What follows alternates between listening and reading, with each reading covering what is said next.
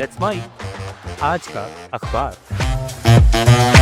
नमस्कार, let's mic में आपका स्वागत है। आज का अखबार के साथ मैं राखी जैन।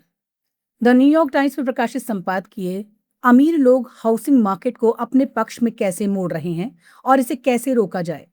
इसमें अमेरिका के आवास संकट की चर्चा करते हुए तर्क दिया गया है कि घरों की बढ़ती कीमतों के पीछे सिर्फ महंगाई या मांग नहीं, बल्कि ऐसी स्थानीय नीतियां भी जिम्मेदार हैं जो नए घर बनने से रोकती हैं और मौजूदा संपन्न वर्ग के हितों की रक्षा करती हैं।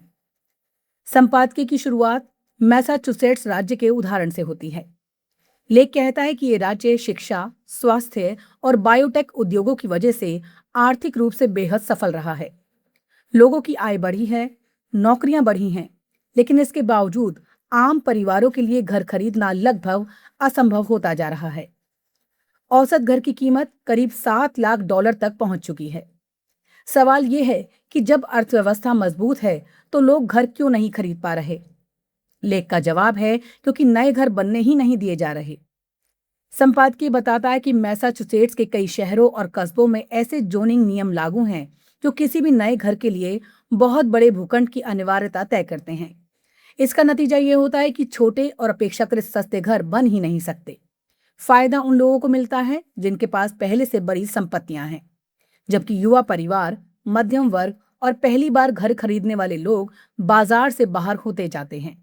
लेख इसे नॉट इन माई बैकयार्ड यानी NIMBY मानसिकता का उदाहरण बताता है, जहां लोग विकास और नए निर्माण का विरोध इसलिए करते हैं क्योंकि उन्हें डर होता है कि इससे उनके इलाके का स्वरूप या उनकी संपत्ति का मूल्य बदल जाएगा।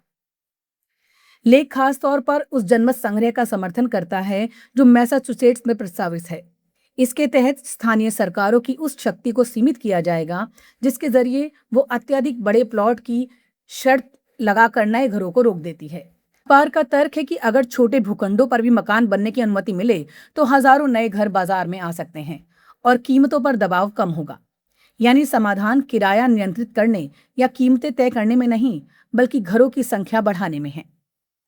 संपादकीय आगे ये भी कहता है कि अमेरिका के कई प्रगतिशील राज्य अक्सर आवासीय समानता और अवसरों की बात तो करते हैं, लेकिन व्यवहार में ऐसी नीतियां अपनाते हैं जो नए लोगों को उन इलाकों में बसने से रोकती हैं। इसका परिणाम ये होता है कि आर्थिक अवसर कुछ गिने चुने लोगों तक सीमित रह जाते हैं और सामाजिक गतिशीलता कमजोर पड़ जाती है। लेख के अनुसार अगर कोई समाज सचमुच असमानता कम करना चाहता है तो उसे ज्यादा घर बनाने होंगे ताकि अच्छे स्कूलों, बेहतर नौकरियों और बेहतर जीवन वाले इलाकों तक केवल अमीरों की ही पहुंच ना रहे। द गार्जियन में प्रकाशित संपादकीय इजराइल और गाजा, एक और मानवीय तबाही का खतरा। इसमें तर्क दिया गया है कि मध्य पूर्व में शांति की बात करने वाली अंतर्राष्ट्रीय राजनीति और जमीन पर गाजा में जारी हालात के बीच गहरा विरोधाभास दिखाई दे रहा है। संपादकीय कहता है कि अमेरिकी राष्ट्रपति डोनाल्ड ट्रंप ईरान के साथ किसी समझौते और क्षेत्रीय शांति की बात कर रहे हैं, लेकिन दूसरी ओर इजराइल के प्रधानमंत्री बेंजामिन नेतन्याहू गाजा और लेबनान में सैन्य कार्रवाई को और तेज कर रहे हैं। लेख के अनुसार इससे शांति की संभावनाएं कमजोर हो रही हैं और आम नागरिकों की मुश्किलें लगातार बढ़ रही हैं। संपादकीय का कहना है कि इजराइल ने गाजा में हमास के खिलाफ युद्ध शुरू करते समय जिस उद्देश्य हमास को पूरी तरह खत्म करने की बात कही थी वो अब तक हासिल नहीं हो पाया है, लेकिन इस संघर्ष की सबसे बड़ी कीमत आम फिलिस्तीनी नागरिक चुका रहे हैं। लेख के मुताबिक इजरायली सेना गाजा के और अधिक हिस्सों पर नियंत्रण बढ़ा रही है और अब ऐसी स्थिति बन रही है जिसमें 20 लाख से अधिक लोगों को पहले से ही भीड़भाड़ और संसाधनों की कमी वाले छोटे से इलाके में सिमटना पड़ सकता है। संपादकीय इसे एक संभावित मानवीय आपदा के रूप में देखता है। लेख विशेष रूप से इजराइल के रक्षा मंत्री के उस बयान की आलोचना करता है जिसमें गाजा के फिलिस्तीनियों के लिए स्वैच्छिक पलायन की बात कही गई। संपादकीय का तर्क है कि अगर किसी आबादी के घर नष्ट कर दिए जाएं, भोजन और दवाइयों की कमी हो और लगातार सैन्य हमलों का खतरा बना रहे, तो ऐसे माहौल में लोगों का क्षेत्र छोड़ना स्वैच्छिक नहीं कहा जा सकता। लेख इसे जातीय सफाई की दिशा में बढ़ता हुआ खतरा मानता है। संपादकीय ये भी सवाल उठाता है कि अंतर्राष्ट्रीय समुदाय, खासकर यूरोपीय देश, इस स्थिति पर अपेक्षाकृत चुप क्यों हैं। लेख का कहना है कि दुनिया के दूसरे संघर्षों में मानवाधिकारों और अंतर्राष्ट्रीय कानून की बात करने वाले देश गाजा के मामले में केवल चिंता व्यक्त करके रुक जाते हैं। संपादकीय के अनुसार यूरोप के पास इजराइल पर प्रभाव डालने के आर्थिक और कूटनीतिक साधन हैं, लेकिन उनका पर्याप्त इस्तेमाल नहीं किया जा रहा। लेख का मूल संदेश ये है कि यदि अमेरिका वास्तव में मध्य पूर्व में शांति चाहता है तो उसे केवल ईरान के साथ समझौते तक सीमित नहीं रहना चाहिए, बल्कि गाजा में युद्ध विराम और पुनर्निर्माण की दिशा में भी ठोस दबाव बनाना चाहिए। वहीं यूरोपीय देशों को भी अपने घोषित मानवाधिकार और नियम आधारित व्यवस्था के सिद्धांतों के अनुरूप अधिक सक्रिय भूमिका निभानी चाहिए। संपादकीय का निष्कर्ष है कि गाजा में हालात केवल एक स्थानीय संघर्ष नहीं है, बल्कि ये दुनिया की नैतिक और राजनीतिक प्रतिबद्धताओं की भी परीक्षा है, और अगर अभी कदम नहीं उठाए गए तो एक और बड़ी मानवीय त्रासदी सामने आ सकती है।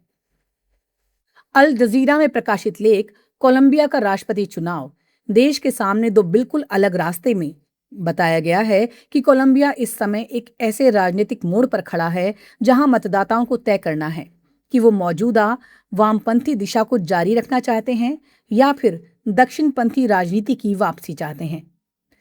4 साल पहले कोलंबिया ने अपने आधुनिक इतिहास में पहली बार एक वामपंथी राष्ट्रपति गुस्तावो पेट्रो को चुना था, लेकिन अब पेट्रो दोबारा चुनाव नहीं लड़ सकते। इसलिए ये चुनाव उनके राजनीतिक प्रयोग और नीतियों पर जनमत संग्रह जैसा बन गया है।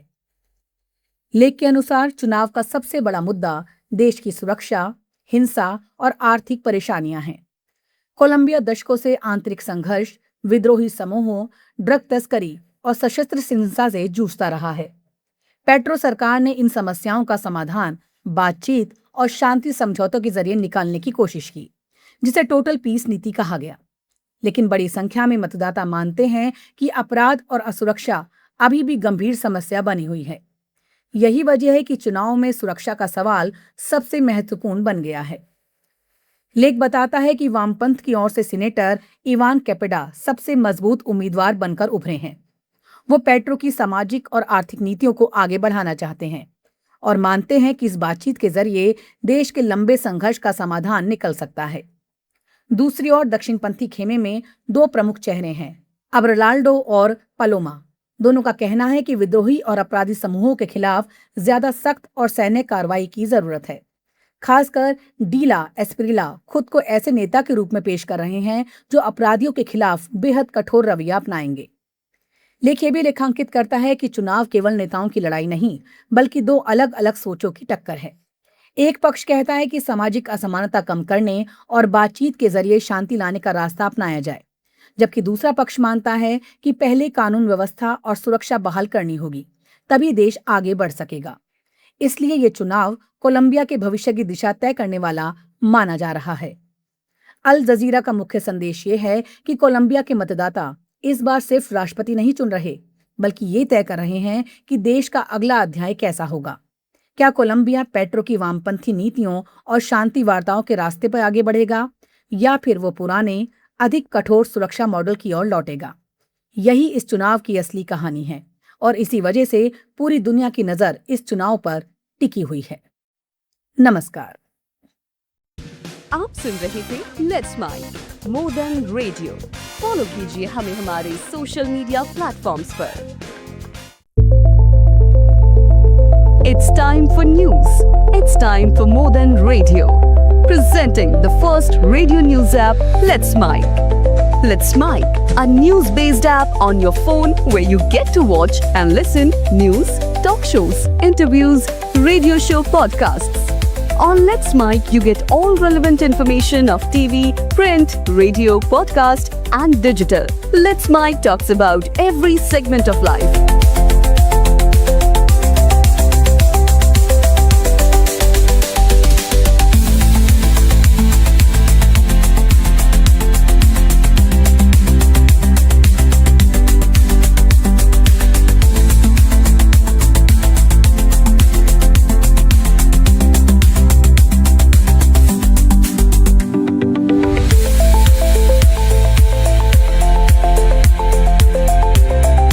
Download the app now from Play Store. Available both on Android and iOS mobile phones.